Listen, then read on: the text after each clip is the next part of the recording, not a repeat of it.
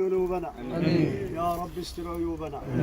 اللهم إن اليوم يوم جمعة والساعة ساعة استجابة، وهذا من أفضل أيام العام، يوم نصر الله الدعوة على الظالمين ونجى الله موسى وأغرق أعداء الله ممن يحاد الله ورسوله. اللهم كما جمعتنا في هذا المكان على غير حول منا ولا قوة وعلى غير ميعادك وعدناه، على طاعتك أن يجمعنا هكذا يوم القيامة. آمين. آمين. أخوي الله روحنا على خير. آمين. الله يثبتنا. آمين. الله يتوب علينا. آمين. الله يستر الفضايح ديالنا. آمين. الله يمشينا في طريق الزينة. آمين. اللهم يا مقلب القلوب ثبت قلوبنا على دينك. آمين. اللهم يا مصرف القلوب صرف قلوبنا على طاعتك. آمين. اللهم إن كنت قد أقررت عين كثيرا من الناس بالدنيا والسلطة فأقر عيننا بك وبنبيك وبالإسلام. آمين. اللهم احينا على الإسلام. آمين. واحفظنا بالإسلام قائمين. آمين. واحفظنا بالإسلام قاعدين. آمين. واحفظنا بالإسلام راقدين. آمين. ولا تشمت بنا الأعداء والحاسدين. آمين. هذا اسمحوا لي، هذا السي بن يونس، هذا عشيري مدة 47 سنة، والله ما اجتمعت معه على مصلحتي في الدنيا قط، ولا تبعني ولا تبعته على مصلحة قط، وإني والله أشهد له في هذا المشهد، فإن كان المولى يقبل شفاعة الأحياء فإنني لا أقول إلا ما أعرف عن هذا الأخ. أولا لا إله إلا الله، والله كلما رأيته ذكرت قوله عليه الصلاة والسلام من سلم المسلم من سلم المسلمون من لسان وجهه، والله لم يتكلم بأحد من الناس بسوء أبدا. نعم أبدا أبدا. وإذا رأى أحدا يذكر أحدا بسوء انتفض وذب عن عرضه، وهذا قليل الحدوث ونادر عند الناس. وأما الثانية لا إله إلا الله محمد رسول الله، فإنني أيضا كما شهدت له بالإسلام أشهد له بالإيمان. فقد قال تعالى إنما يعمر مساجد الله من آمن بالله واليوم الآخر. والحديث الضعيف الذي يؤكد هذه الحقيقة أن الحبيب روي عنه حديث ضعيف: إذا رأيتم الرجل يعتاد المساجد فاشهدوا له بالإيمان، لا يترك صلاة في المسجد قط إلا لمرض أبدا، وخاصة صلاة الصبح يقوم مبكرا ليصلي. واش غيصلي ولا واش؟ عنده قريب أكثر من 60 واحد اللي يضرب لهم التليفون مع الرجال، وأنا واحد منهم لسنوات. حتى أنت واحد منهم. أنت واحد منهم. أنت واحد. هذا كان يقيم الناس لصلاة الصبح. وأما الثالثة فكان من المخبتين أشد للجلد، لأن النبي صلى الله عليه وسلم تحدث عن صلاة الضحى وهي صلاة الأوابين، ما تركها قط مريضا ولا مسافرا ولا دائما يصلي 4 ركعات صلاة الضحى من الأوابين. الرابعة كان يقرأ القرآن بنهم، وفي بعض الأيام كان يقرأ 10 أجزاء في اليوم، 20 حزبا في اليوم، 20 حزبا في اليوم. الله. الخامسة اللي هي مهمة أنه من الثمانينات من القرن الماضي وهو يتبعني إلى كل مسجد، وكان حمامة مسجد الكوثر يجلس دائما في 20 عام من الخطبة في مسجد الكوثر وهو لا يبرح مكانه في كرسيه أمام الكرسي الذي كنت ألقي عليه الدرس قبل أوان الخطبة. 20 سنة. وكثير من الناس بعد أن تم توقيفي من المسجد والمنبر لم أعد أراهم، لكنه ظل يحيي معي مجالس الدروس ومجالس العلم في الجمعيات، وآخرها هو الدرس الذي أقيمه للتفسير في مقر حركة التوحيد والإصلاح. وآخر جلسة هي جلسة الجمعة الماضية، حينما أنهيت قوله تعالى: سبح اسم ربك الأعلى. فقام فنظرت إلى وجهه فرأيت الوجه الذي لم أكن أنظر إليه، مستنير واللحية بيضاء، لأنه ترك لحيته في آخر أيامه، فمع بياض الشيب ونور الوجه وقف يقول بعد الخطبة: راني غادي نمشي العمرة، ادعوا معايا. فودعوهم جميعا. الله. لكن الذي لا تعرفونه ربما هو أن بعض المحسنين من محبيه قاموا بكل الإجراءات ليذهب إلى العمرة، فكان جد متحرق شوقا للذهاب إلى بيت الله الحرام وزيارة النبي في المدينة. فلما انتهت كل الإجراءات وتقرر أنه يوم الأربعاء الماضي على الساعة 6 سيركب من هذا المطار في اتجاه المدينة، وعلى الساعة 7 يكون في مطار محمد الخامس الدولي بالدار البيضاء، ثم على الساعة 3 بعد العصر سيركبون يمخرون عباب الماء الهواء لكي يكون مساء في مسجد رسول الله. لكن شدة شوقه لذلك المكان جعله يعظم هذا الأمر ويرهبه، فكأنه لم يتحمل ذلك، فوقع له ما تعرفون. وليلة الأمس قبل العشاء ب15 دقيقة لفظ أنفاسه الأخيرة رحمه الله. وحينما أذكر هذا الأمر أنه كان بإذن الله تعالى في طريقه إلى مكة، ثم لقي الله تعالى بهذه النية، والإخوان قاموا بهذا الواجب جزاهم الله خيرا، لا أراه إلا كالصحابي الجليل جليبيب. فإنه حينما خطب امرأة من الأنصار جميلة وقبلت أن تتزوج به، سمع وقد أخذ الصداق، سمع مناد يقول: يا خيل الله اركبي. فقال: لأعقدن اليوم عهدا مع الله ليس للشيطان فيه نصيب. فأخذ الصداق الذي أعطاه له الصحابة لكي يكرم بها زوجته، فاشترى فرسا واشترى سيفا ودخل معهم في المعمعة، فلقي الله شهيدا. فلما رأى النبي كيف فعل وترك كل ذلك، إذا برسول الله تدمع عيناه، حبيب رسول الله جليبيب.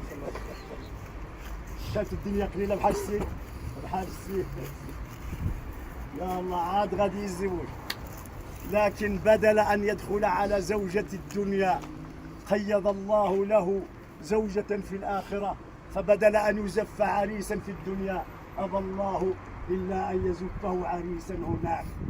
فإني لا أتألى على الله، ولكنني الشيء بالشيء يذكر. أذكر وأنا أرى أن الشوق الذي كاد أن يحرق قلبه ليذهب إلى هناك ويستعد ويفرح ويحسب الأيام. يعني كل نهار الأربع راه قريب الأربع صافا سيدي الأربع نمشيو عندك مول الطيارات، يقول لك نعم سيدي كملت كامل شيء، القضية مخيرة الحمد لله، وجدتوا له الناس اللي يمشيو معاه، غادي يكون إن شاء الله داك الشيء يمشي خير، كل شيء داك الشيء يكون خير. فلما اقترب الأمر إذا بالمولى سبحانه يكرمه بهذه الموتة المباركة، يصاب بجلطة ويلقى الله شهيدا في ليلة الجمعة، وفي نيته الذهاب إلى مكة. الله الله الله الله. وفي 10 ذي الحجة. الله الله الله. هل يستطيع الإنسان بماله أن يشتري مثل هذه الموتة في هذا اليوم؟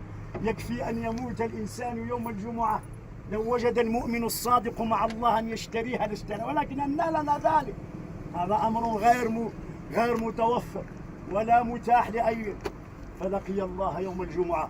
ويكفيكم أن الحديث الضعيف يشير إلا أن من اختار الله له الموتة يوم الجمعة من أمته لا يفتن في قبره ولا يسأل في قبره ويعفى من سؤال القبر. الله الله الله الله الله الله الله الله. ولذلك كان يحبني كثيرا ويدعو الله لي كثيرا ويدعو مع أولادي كثيرا دون أن أحدثه عن ذلك، فبقيت هذه العلاقة كما هي، ومع مرور الأيام تتوتر، فما كان لله سبحانه عز وجل دام واتصل، ومن كان لغيره انقرض وانفصل. أخيرا أقول كلمة بإذن الله تبارك وتعالى.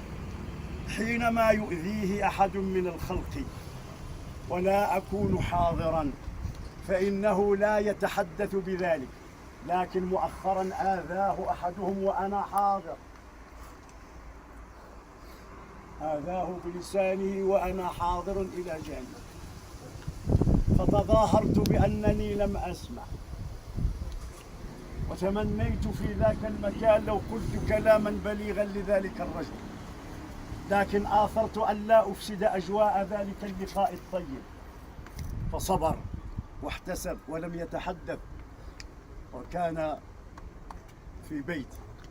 فلما خرجنا وبعد 3 أيام قال: والله أنا لا أريد أن أحدثك عن ذلك الأمر، ولكن يعني أخونا في الله يعني سبحان الله يعني اشتد علي وكذا ودائما كان يقول: شوف احتسب فإنك علمتني كلاما تردده دائما، وهو الدين هو الصبر، الدين هو الصبر، الدين هو الصبر، إنما يوفي الصابرون أجرهم بغير حساب، فمن عفا وأصلح فأجره على الله. كل ذلك بإذن الله شهادة بين يدي الله وبين يديكم لهذا الذي عشت معه هذه المدة كلها. ارفعوا أيديكم ندعو له.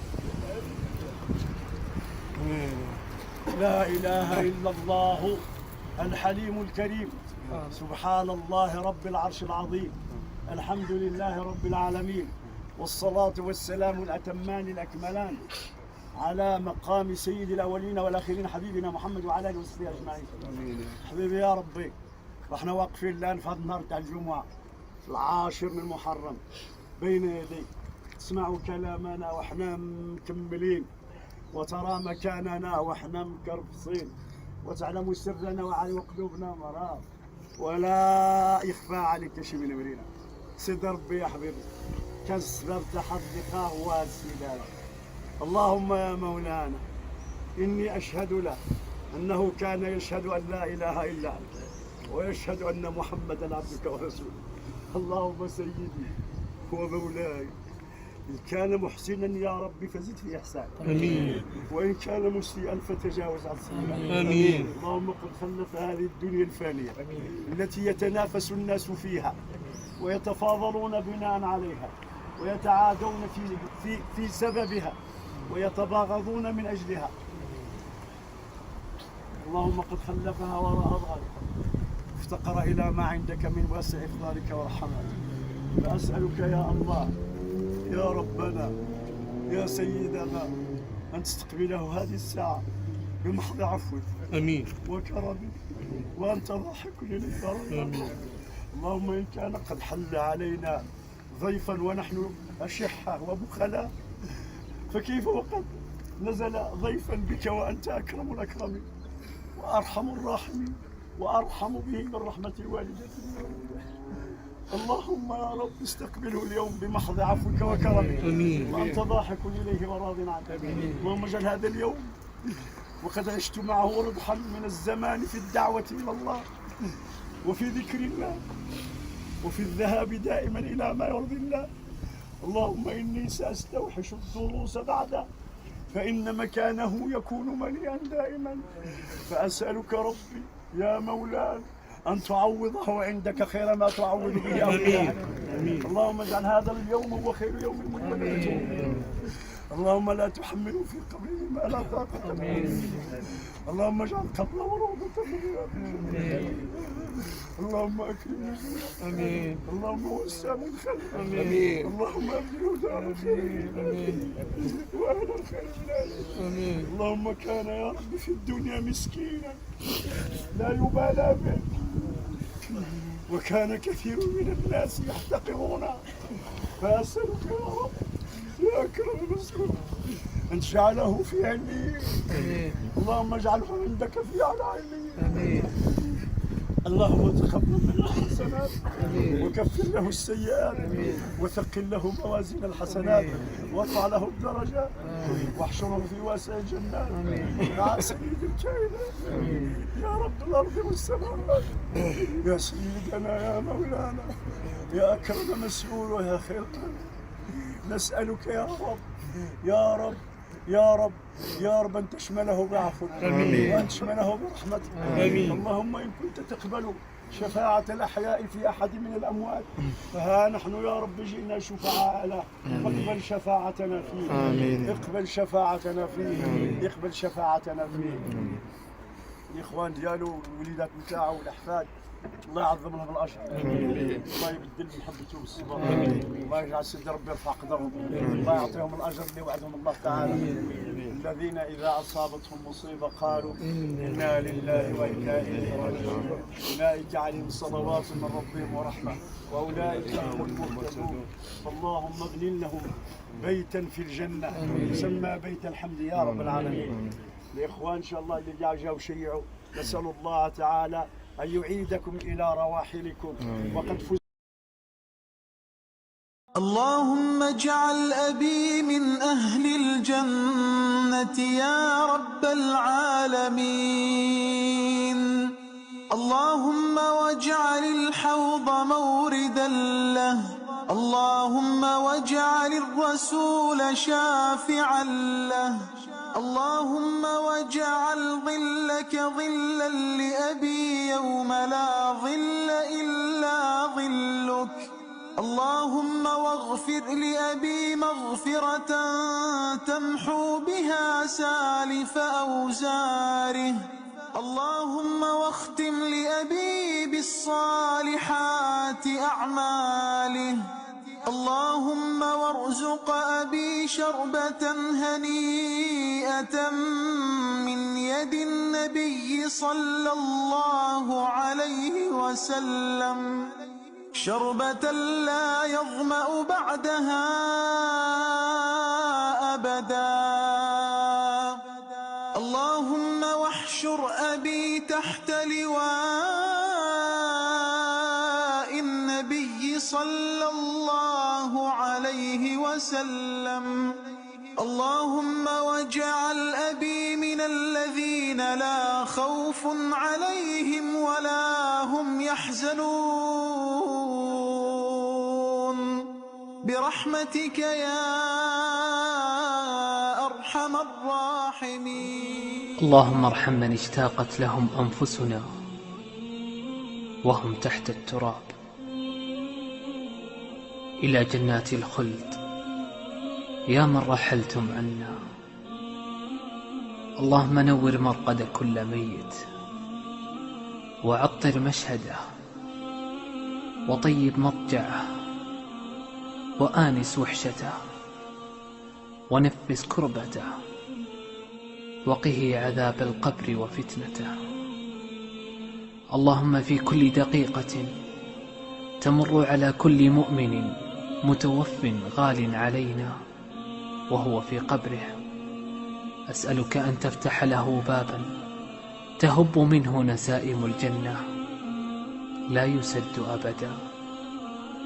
اللهم كن له بعد الحبيب حبيبا ولدعاء من دعا له سامعا ومجيبا، واجعل له من فضلك ورحمتك وجنتك حظا ونصيبا برحمتك يا أرحم الراحمين. اللهم أمطر على قبر كل ميت من سحائب رحمتك. اللهم أمطر على قبر كل ميت